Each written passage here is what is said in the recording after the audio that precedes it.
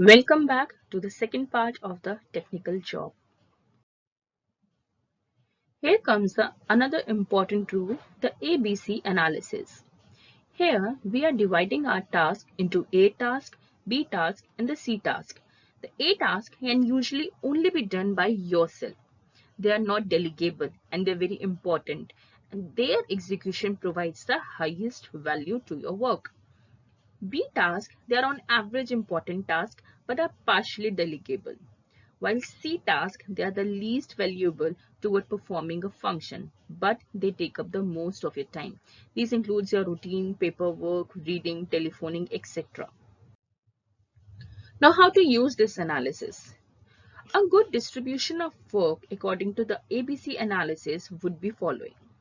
Like, you can schedule only one or two A tasks per day because they yield the maximum output. So you can spend around 2 to 3 hours of your day in doing your A task, while make time for another 2 to 3 B task and delegate the rest to other.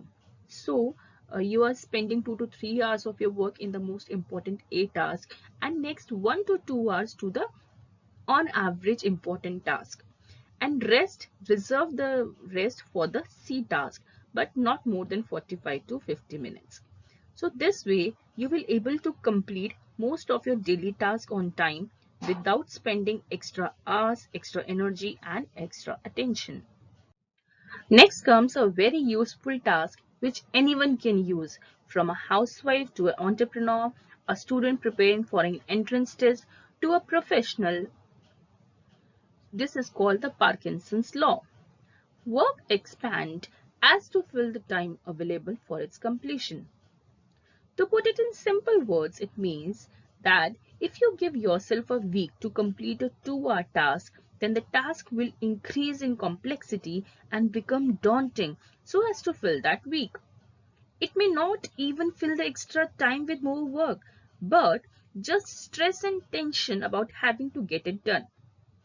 So what happens when we have a small task and we have given a big timeline to it, so it keeps hovering in our mind that, oh, we have to do it, we have to do it, when we will finish it, I have to take time. So that tension and stress that keeps adding on the complexity of the work. So, by assigning the right amount of time to a task, we gain back more time and task will reduce in complexity to its natural state. So, to do this, we use time boxing. Don't worry, you don't have to fight yourself with the time. Time boxing is a simple time management technique that involves allotting a fixed maximum unit of time for an activity in advance and then complete that activity within that time frame. For example, you want to tidy up your office. So, but you don't want to spend an entire afternoon on it. Obviously, you have others work to do also. So, you allocate half an hour to this task and you stop cleaning immediately once your 30-minute time box is up, no matter how much you have really managed to clean up. So what you are doing, you are dividing your task and assigning them a fixed amount of time that you have to complete it in this time. Even if it's not finished, you have to take a break. So 5 steps to apply these techniques. First, find a suitable task. Then define your goal. Basis we learned SMART goals. Then set the time, work and assess your results, and then finally claim your reward. For example, if you're writing a book and you have decided that you will write 2000 words a day for next 15 days, right? But you'll also want to limit the time per day you'll spend working on this task. And that's when the classic time boxing technique kicks in. So in this technique, you can limit your time box for writing and editing the book to 3 hours per day. Like you have decided that you'll spend your 3 hours of the day in writing. But you cannot do that in a single go because that will create fatigue and stress and no, you will feel very tired. So what you divide your 3 hours into time box of 1 hour each. like we have divided it in time box 1, time box 2 and time box 3, each of 1 hour, and you also dedicate a particular time to it, that I'll do it in this hour. Like I'll do my time box 1 at 7 a.m. So you are going to spend 1 hour of your 7 a.m. to 8 a.m. in your writing.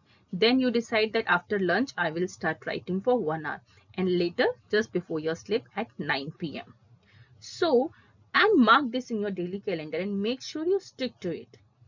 So after every hour, you can easily assess yourself that how many words you have written and how many are left.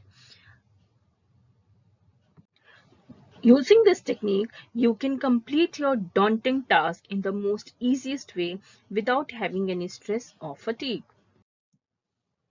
By now, we have learned the 3 most important principles of time management.